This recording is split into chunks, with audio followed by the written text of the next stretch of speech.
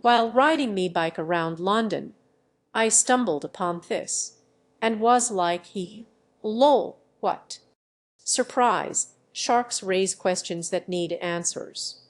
So, once back home to Google, I went with a search query that would turn the next 6 weeks of my life real weird, with phone calls and legal consultations and hundreds of pages of documentation about zoning.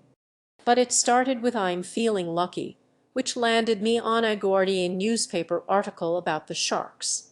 They were part of an art competition. Apparently, shark art has a history in England. Okay, I guess. But the article said the sharks were next to a warehouse in the London borough of Hackney, but I found them next to a boat club in Islington. Well, can't just let a thing like that go. Oh, whoa, give me a second. Been at this for a while. Okay, so back to Google, where I found Antepavilion, the warehouse hosting the art competition, with Agent Ballon outside. Okay, don't get distracted, you read here for the shark art competition. But wait, Hackney fight. What's this? And so it began. It seemed like, because of the sharks, Hackney Borough was trying to get this warehouse/artist studio place shut down. But the more I read, the weirder it got.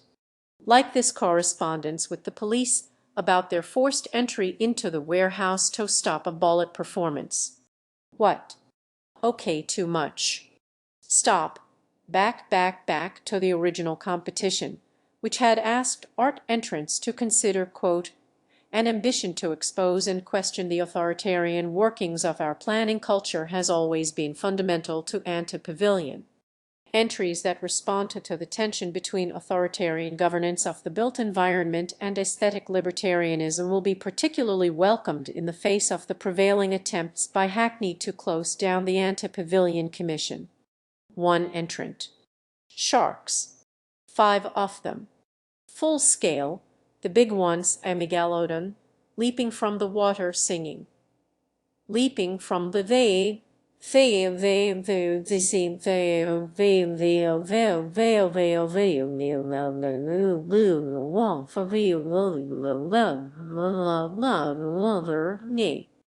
title of this piece. Sharks. With an exclamation mark. What could compete with that? Nothing, which is why sharks won and construction began. Cool, but what's the deal with the beef in this brief?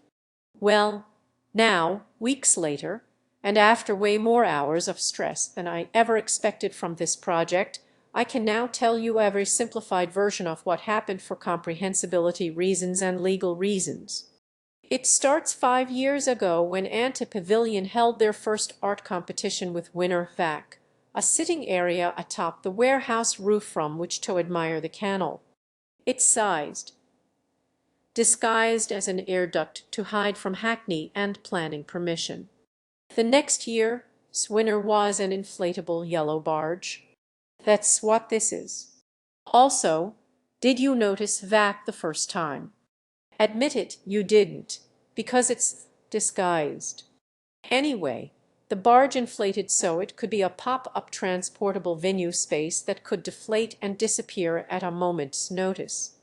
And also so it could fit under London's many tinny canal bridges like the ones on either side of the warehouse. The year after Swinner. I swear this is all connected. It's just one wall, nothing to see here, but also serves as the backdrop for a stage on the roof. It was this last art erection, the opposite of incognito, that drew the attention of the London borough of Hackney. "Oi," said Hackney, "you can't build that here." "What, this?" "It's nothing, only the backdrop to some performances we plan on holding." "Do you enjoy ballet?" "Not really." "Hey, what's that?" "Oh, nothing." "And wait, what's that?" "It doesn't look like a code legal air duct." "Why, no, this is H-VAC, a piece that's a playful subversion of planning legislation, exploiting permitted development rights to confront the habitation of rooftop. Okay, that's the enforcement notice. Pursuant to Section 172.2 of the Town and Country Planning Act, Antepavilions, unauthorized structures are unacceptable in terms of their size, location, and design, which adversely affect the surrounding character, appearance, and architectural integrity of the surrounding conservation area in which they are located. Told to remove your art. You have 1 month. Thus, these 3 arts are the history of how the Hackney hatchet came down, but Antepavilion didn't remove their art, instead basing their brief on these events and picking the purposely provocative sharks as the winner. Now, as their construction finished and installation approached, what happened next is debated. Antepavilion says the Guardian approached them to do an article about sharks, a telephone interview conducted and an article written, the very article I would find months later after publication. But pre-publication, according to Antepavilion, the article contained defamatory misquotes and deliberate misrepresentations. Antepavilion requested it be changed and wanted a copy of the recorded interview. The Guardian refused to change anything, didn't comment on the recording, instead asking for what the misquote was, leading Antepavilion to ask for the recording of the interview, and around it went. Anyway, the Guardian's article, which did get published as written and may or may not have misrepresented Antepavilion, may or may not have tipped off the London Borough of Hackney that Antepavilion was arting again, soon to install the extremely impossible not to notice sharks. Hackney packed the paper in their little briefcase to use as evidence as they ran to a London judge to grant an emergency injunction to stop sharks. They had to run because that very morning the sharks were being loaded into the canal.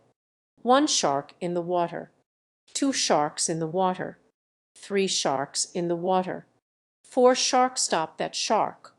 Injuncted. Wait, let me see that. Oh, this is very confusing. I need to check with me lawyer about what this means. 4 sharks in the water. No, seriously. Injuncted. And thus Hackney blocked the final shark and halted Antepavilion from doing anything without express planning permission until further judgment. Look here, you in a conservation area, you can't just do what you want. But 4 sharks had escaped and the injunction didn't require their removal, so in the canal they stayed. While trapped inside, the final 5th looked on.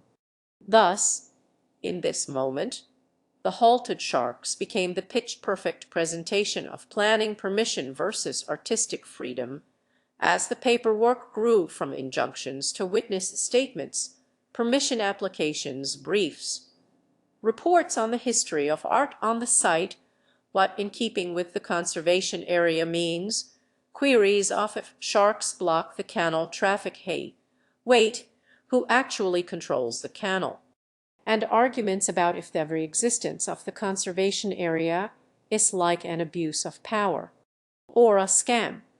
I have no legal stance here. Please don't sue me.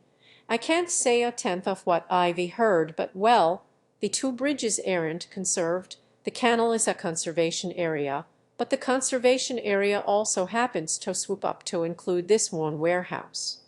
And it's Hackney who can block a building in a conservation area, and it's also Hackney that gets to draw where the conservation area is. I mean, it's a lovely warehouse, but, However, the thing is, to Antepavilion, all of these literally hundreds and hundreds of pages of legal documentation and countless human hours of everyone involved in a fight over shark sculpture are part of the art of sharks itself. Even the judges drag it into this, make comments in their dreary way about what a tangled pain this case is. Side note, I particularly enjoyed how, since the title of Sharks includes an exclamation mark, so too must all these legal documents, which was funny every time I read it. Sharks. Okay, back to the story. For months, Sharks chilled outside the warehouse while the paperwork rained down, though Hackney did eventually get them double injuncted and forced back inside. Meanwhile, up the canal happens to be the Islington Boat Club, members of which apparently chug by sometimes to watch the bowlet, and who developed a soft spot in their heart for sharks, and they had water rights in their section of the canal, and so decided to offer their club as a new home. Antepavilion agreed to move the sharks, contingent on the boat club promising to tell Antepavilion about any bureaucratic paperwork problems that might arise. "Are you guys sure you have rights to the water?" As all those future papers would be part of the art of sharks too. The boat club agreed, and the sharks were brought up the canal to where they currently reside. Delightfully right in full view of a primary school, that doubtless all the kids there now call Shark School, and right next to a public playground where Sharks is already inspiring the next generation of English shark artists, and where you too can go see them in their full sharkiness. But if you don't want to see them, you better hurry while you can. See, sometime after the relocation, the Islington Boat Club told Antepavilion, "Look, you need to take your sharks back, mate." "Why?" "Oh, we want to tell you." "But why?" And then the boat club coasted Antepavilion, never to give a reason. What happened is unknown, but if one were to speculate, I have no legal stance here, please don't assume, the boat club seems underdeveloped for the value of the property it's on, and the appearance of sharks could have thrust them into a lot of bureaucratic trouble they weren't expecting about what exactly their rights to the water are. But who knows? Well, the boat club knows, but they re not saying anything other than time to go. Sharks. They must be removed before the end of this month, put back into the warehouse, held behind bars of planning permission paperwork, never to see the water again. Although there's always that barge. Perhaps sharks could ride again, technically not in the water, but upon it, able to travel up and down London's canals, looking for a new home. Sharks.